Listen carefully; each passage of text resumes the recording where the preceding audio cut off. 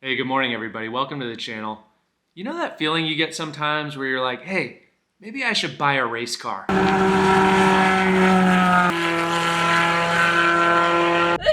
Bless you. Okay, no more of that. Are you done? Action. So, girls, I have an announcement to make. I'm selling the Atom. No! I think that any goal that I would set would involve like spending money to make the car go faster, and I don't really want to do that. And so it made me realize that it's probably time to move on and try something else. So that puts me in an interesting position because there's a lot of choices. There's a lot of different stuff I could do, and I'm truly undecided. But I met this guy at the track named Aaron, and he mentioned that he has a Spec Racer Ford.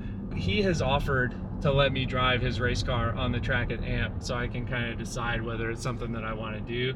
So I'm super excited about that, but we're not going to drag the whole family to the track. We're going to drop the girls off at Mooskie's house. All right, we've dropped the girls off with Mooski, aka my mom. Thanks, Mooski. And Nicole and I get to spend a morning at the track together, which is always pleasant. I've got mixed feelings about selling the Atom, but mostly I'm excited about it because it means I get to buy something else. I feel like if anybody ever wanted an opportunity to sort of sales pitch me on buying a car and entering a racing series, this is the opportunity. So yeah, I'm excited to check it out and find out more about it. So yeah, I'm excited to bull. I let this guy go because like he arrived at the stop sign about the same time as me. He's going 40 miles an hour in a 55.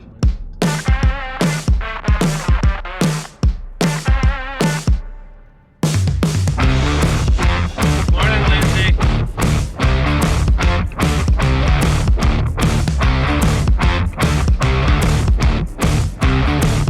Yeah, I'll probably move my car in 1 minute. All right, cool. See you in a bit. Sweet. Yep.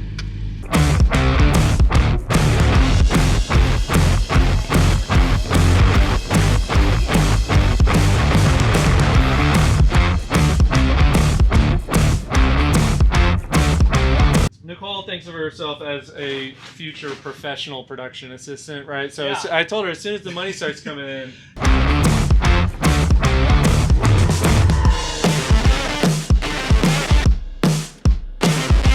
It's a 1.6 liter? 1.6 liter. This one has like 135 horsepower or so at the Yeah. crank. I think it's like 135 at the wheels. Oh, at the wheels.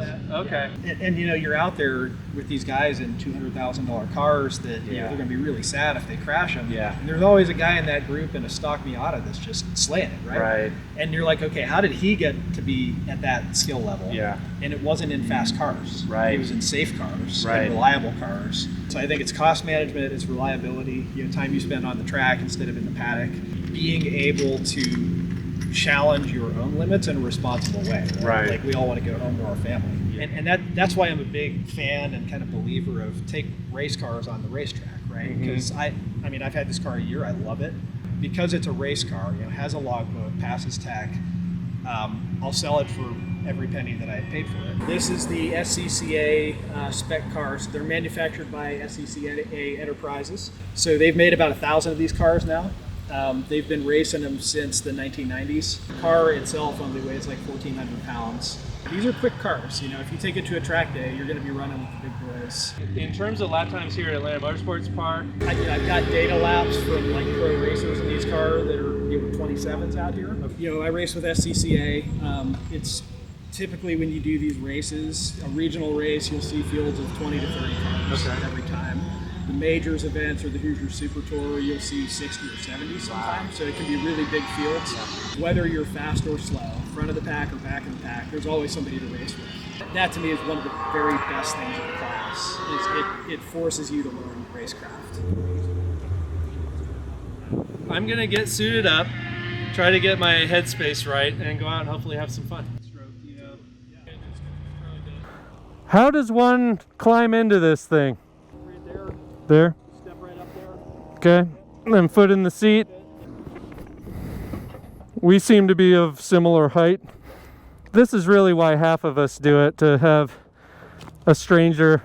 Yeah, touch your chin. Exactly. So off, power on, clutch in. Hold the start button until it goes. Okay. We're going to move it to neutral. So to get to neutral or reverse. Hold this in, and then it's a half push forward on the stick. There you go. Get to first, pull it back towards you. There you go, you're in first. Okay. Now. The clutch picks up really close to the floor when you're getting started. Okay. There we go. Okay. Give it some gas.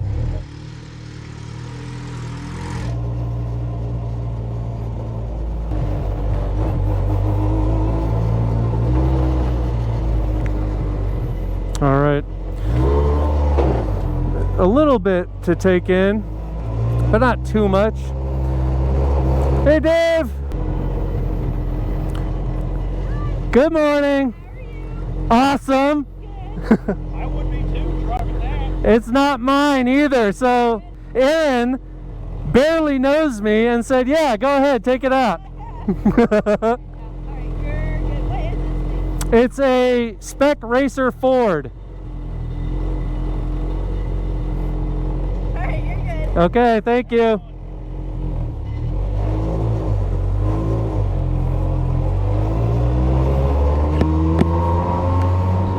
All right, really easy for 2 laps.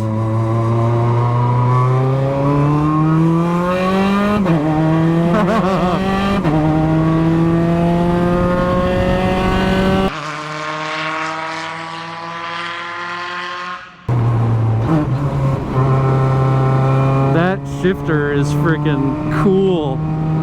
It's mechanical, so it requires maybe a little more effort than you might expect. Brakes require effort, completely unassisted, of course. A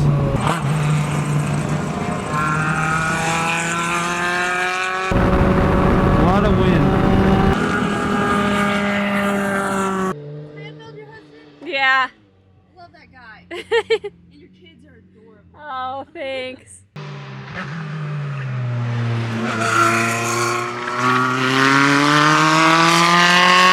Plenty of power to feel like you're going quickly without being terrified.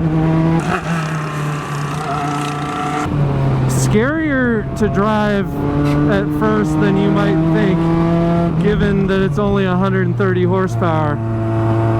It's, you know, you're in a race car, and that is intimidating.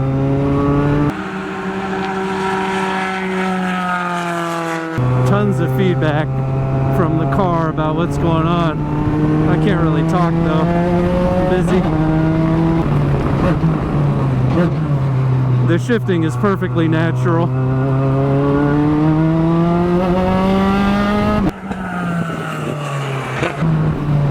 Probably more mechanical grip than I've ever felt before. It definitely does feel a little rough and rowdy, like it's not this precise clinical instrument. It's a race car.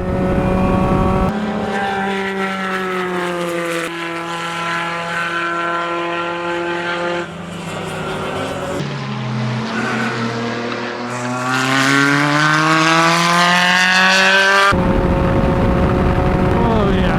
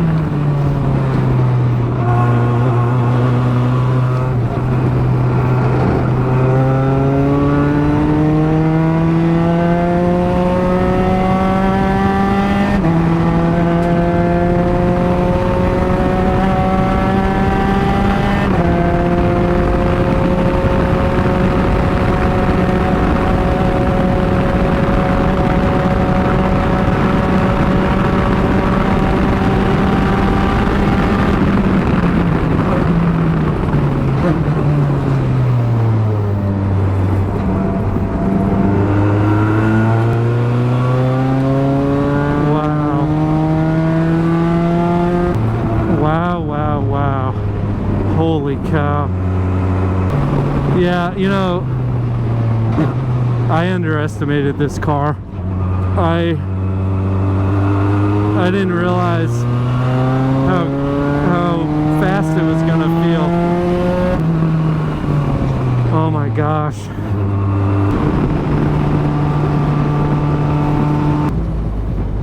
Wow, wow, wow. Wow, wow, wow, wow, wow. Look at all of the Porsches.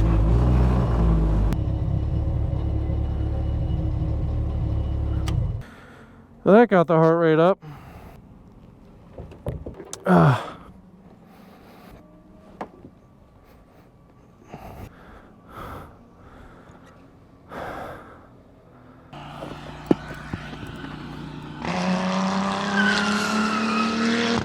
It's a lot to process. It's kind of sensory overload at first.